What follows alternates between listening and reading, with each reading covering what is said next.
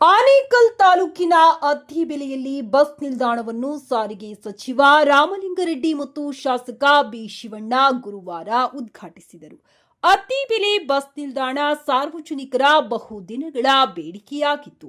Bus ನಿಲ್ದಾಣದ ಜಾಗದಲ್ಲಿ ಹಲವು ವರ್ಷಗಳಿಂದ ಸಂತೆ ನಡೆಸುತ್ತಿದ್ದರಿಂದ ಸಂತೆ ವ್ಯಾಪಾರಿಗಳಿಗೆ ಪರ್ಯಾಯ ಜಾಗವನ್ನ ಕಲ್ಪಿಸಿ ಸಾರಿಗೆ ಇಲಾಖೆಯು ಬಸ್ ನಿಲ್ದಾಣವನ್ನ ಸ್ಥಾಪಿಸಿದ್ದು ಗುರುವಾರ ಉದ್ಘಾಟಿಸಲಾಯಿತು. ಸಾರಿಗೆ ಸಚಿವ ರಾಮಲಿಂಗಾರೆಡ್ಡಿ ಮಾತನಾಡಿ, ಮೆಟ್ರೋ ರೈಲು ಸೇವೆಯಲ್ಲಿ 8 ಲಕ್ಷ ಜನ ಓಡಾಡಿದರೆ ಬಿಎಂಟಿಸಿ ಮತ್ತು ಕೆಎಸ್ಆರ್ಟಿಸಿ ಸೇರಿದಂತೆ ಸಾರಿಗೆ ಇಲಾಖೆಯ ಬಸ್ಗಳಲ್ಲಿ 45 ಲಕ್ಷಕ್ಕೂ ಅಧಿಕ ಮಂದಿ ಓಡಾಡುತ್ತಾರೆ.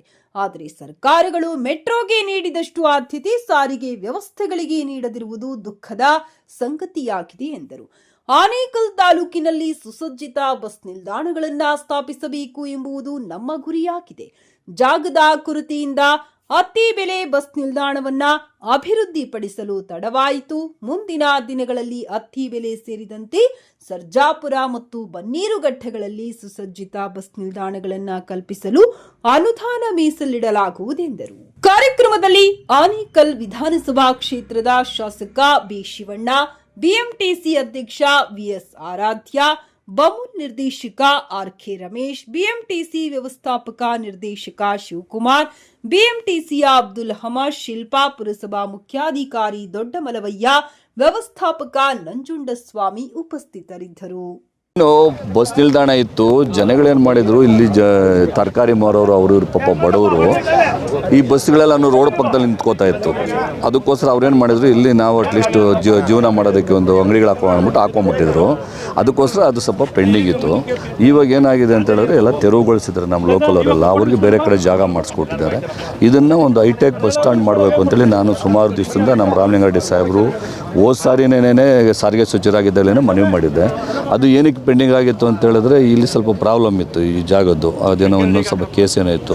ಅದಕ್ಕೋಸ್ಕರ ಇಷ್ಟು ದಿವಸ ಅನ್ನೋದು ಆಗಿರಲಿಲ್ಲ. ಇವಾಗ ಎಲ್ಲನೂ ಕೂಡ ಕ್ಲಿಯರ್ ಆಗಿದೆ. ಇವಾಗ ಹೈಟೆಕ್ ಬಸ್ ಸ್ಟಾಕ್ ಆಗೋದಕ್ಕೆ ಮನೆ ರಾಮಲಿಂಗಾರೆಡ್ಡಿ ಸಾಹೇಬರು ಇವತ್ತು ಅದನ್ನು ಅಪ್ರೂವಲ್ ಮಾಡಿದ್ದಾರೆ.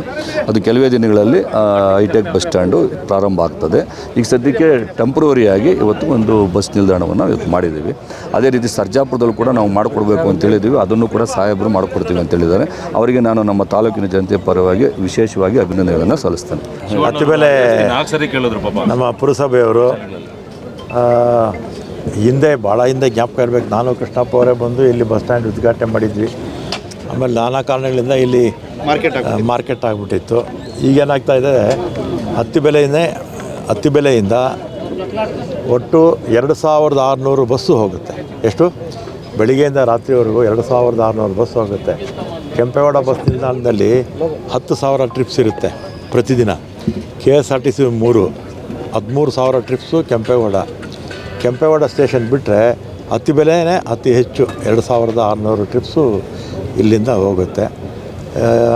ಎಲ್ಲ ರಸ್ತೆಯಿಂದನೇ ಮೂವ್ ಆಗ್ತಾಯಿತ್ತು ಬಸ್ಸುಗಳು. ಜಾಗ ಇರಲಿಲ್ಲ, ಸಾಕಷ್ಟು ಟ್ರಾಫಿಕ್ ಸಮಸ್ಯೆ ಇತ್ತು. ಇದನ್ನೆಲ್ಲ ನೋಡಿ ಎಲ್ಲ ಗ್ರಾಮದ ಎಲ್ಲ ಮುಖಂಡರು ಪಕ್ಷಾತೀತವಾಗಿ ಎಲ್ಲರೂ ಕೂಡ ಈ ನಮಗೆ ಬಸ್ ಸ್ಟ್ಯಾಂಡಿಗೆ ನಾವು ಜಾಗ ಕೊಡಲಿಲ್ಲ ಅಂದರೆ ಇಲ್ಲಿ ಸಮಸ್ಯೆ ಆಗುತ್ತೆ ಅಂತೇಳಿ ಇಲ್ಲಿರ್ತಕ್ಕಂಥ ತರಕಾರಿ ವ್ಯಾಪಾರಸ್ಥರನ್ನೆಲ್ಲ ಪಕ್ಕದಲ್ಲೇ ಇದೇ ಜಾಗ ಇತ್ತು, ಅಲ್ಲಿಗೆ ಶಿಫ್ಟ್ ಮಾಡಿ ಇವತ್ತು ಈ ಸ್ಥಳವನ್ನು ಹ್ಯಾಂಡ್ ಓವರ್ ಮಾಡಿದರೆ ಇದು ಸಾಂಕೇತಿಕವಾಗಿದೆ. ಇದೇನು ಅಧಿಕೃತ ಕಾರ್ಯಕ್ರಮ ಏನಲ್ಲ. ಅದಕ್ಕೆ ಇವತ್ತು ಇಲ್ಲಿ ಸುಮಾರು 2600 ಬಸ್ಸು ಇಲ್ಲಿಂದ ಹೋಗುತ್ತೆ ಅಂದರೆ ಟ್ರಾಫಿಕ್ ಸಮಸ್ಯೆ ಕಡಿಮೆ ಆಗುತ್ತೆ. ಹೈಟೆಕ್ ಬಸ್ ನಿಲ್ದಾಣ ಕೇಳ್ತಿದ್ದೆ. ಹೈಟೆಕ್ ಬಸ್ ನಮ್ಗೆ ಇನ್ನೂ ಸ್ವಲ್ಪ ಜಾಗ ಕೊಡ್ತಾರೆ. ಜಾಗ ಎಲ್ಲ ಸ್ವಲ್ಪ ಅನ್ವಾಂಟೆಡ್ ಬಿಲ್ಡಿಂಗ್ಸ್ ಎಲ್ಲ ಇದೆಯಂತೆ. ಅದೆಲ್ಲ ಕೂಡ ಪುರಸಭೆಯಲ್ಲಿ ತೀರ್ಮಾನ ತೊಗೊಂಡು ಡೆಮಾಲಿಷನ್ ಮಾಡಿ ಕೊಡ್ತೀವಿ ಅಂತ ಹೇಳಿದ್ದಾರೆ. ಹೈಟೆಕ್ ಬಸ್ ಸ್ಟ್ಯಾಂಡು ಕೂಡ ಮಾಡ್ಕೊಳ್ಳೋಣ. ಅದರಿಂದ ಪುರಸಭೆಗೆ ಆದಾಯ ಕೂಡ ಬರುತ್ತೆ. ಆಮೇಲೆ ನಾನು ಹಿಂದೆ ಟ್ರಾನ್ಸ್ಪೋರ್ಟ್ ಮಿನಿಸ್ಟರ್ ಆಗಿದ್ದಾಗ ಆಗ ಶಿವಣ್ಣವರು ಇಲ್ಲಿಗೆ 5 ಕೋಟಿ ಹಾಕ್ಸಿದ್ರು. ಮತ್ತು ಸರ್ಜಾಪುರಕ್ಕೂ ಹಾಕ್ಸಿದ್ರು. ಲ್ಯಾಂಡ್ ಡಿಸ್ಪ್ಯೂಟ್ ಆಗಲಿಲ್ಲ. ಇಲ್ಲೂ ಕೂಡ ನಮಗೆ ಆಗ ಸ್ಥಳಾವಕಾಶ ಸಿಗಲಿಲ್ಲ. ಮತ್ತು ಬನ್ನರಘಟ್ಟದಲ್ಲಿ IB ಇದೆಯಲ್ಲ ಜಾಗ ಸರ್ಕಲಲ್ಲಿ, ಅಲ್ಲೂ 5 ಕೋಟಿ ಕೊಟ್ಟಿದ್ದೆ.